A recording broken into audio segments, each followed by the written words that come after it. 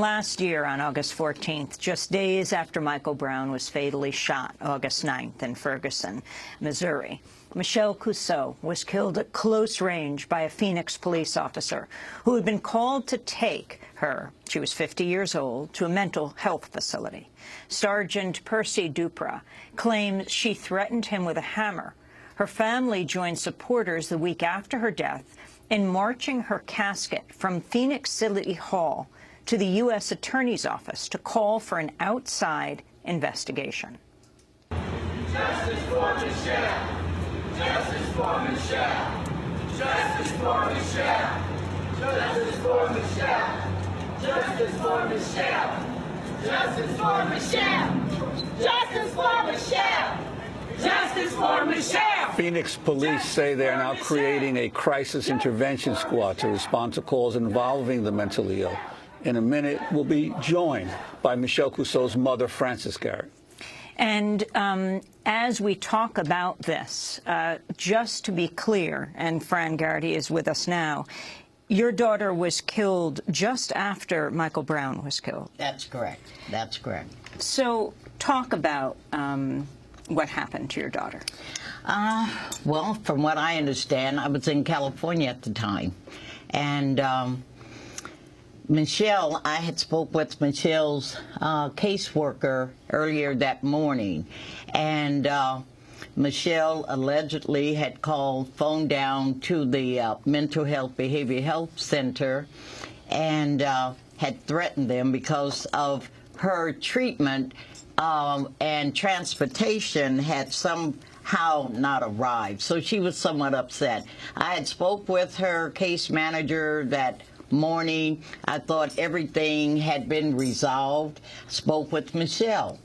No one at that time had ever said that they were sending out an order to pick Michelle up.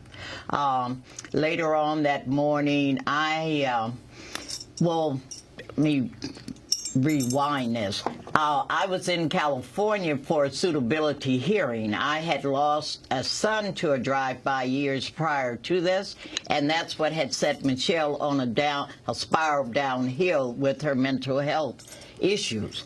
And so I had spoke with Michelle that morning and had let her know that I had forgiven the young man and to accept his apology. Michelle said she also had forgiven him for taking her brother's life, and she also forgave him and accepted his apology. That was 1 hour. One hour later, Michelle was killed by the Phoenix Police Department. My daughter, she was a very caring person.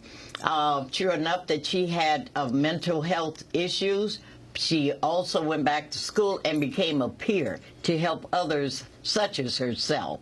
From what I understand, after pickup orders had been given for the police to go out and pick Michelle up to bring her in to get her back on medication, the officers to first arrive had things under control.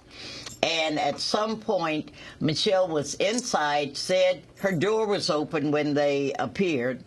Her front door was open with the screen locked, and Michelle had let them know that she was okay. I guess they were there doing a wellness check. Michelle said she was okay and just go away. At some point, the sergeant, 17-year sergeant, came on board, and to overstep his boundaries, he pried open Michelle's door. He allegedly said she came at him with a hammer, and he shot her close range once in the heart. So Michelle was killed in her home. At that time, I'm on the phone. The neighbor downstairs had phoned me. I asked to speak with the officers, and no one came to the phone.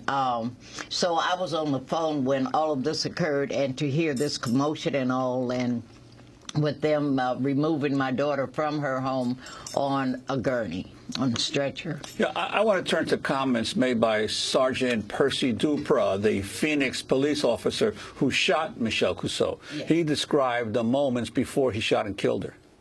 Her eyes were wide open, mouth wide open. She never said a word. Like she had that anger in her face that she was going to hit someone with that hammer. I became very concerned that she was going to hit me in the head with that hammer and either kill me and take my gun, or at very least knock me out and start hitting Officer Purchase with it. That was the sergeant that shot your daughter. Could you Yes. talk about react to his statement? I really don't know how. Michelle was 5'5", 130 pounds. So at some point, if the officer felt threatened by someone of that stature, then he, I feel, should turn in his badge. It was other officers there with guns drawn. I just didn't see Michelle being a threat to them. There were other ways at which, prior to his arrival, they had decided to go down and perhaps get maced. It was other ways to handle that. That's what I wanted to ask you about. Many big city police departments have officers specifically trained to deal with emotionally disturbed persons, Yes. Special units. Was this a special unit, or was this normal, regular Phoenix police officers? These were regular, normal police. And they knew they were taking her to a mental health facility. They knew, because of the orders. The orders to pick her up and take her into a facility. We have found out what my thing is for police not to be the first responder in situations such as this, or if so, to have someone from the mental health, behavioral health agencies, providers there on the scene.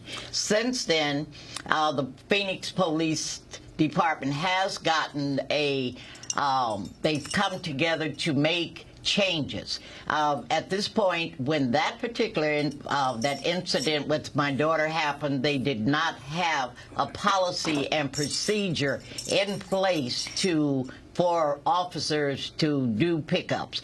Now they are training them and have come up with a special force to go out into the community to handle situations such as this.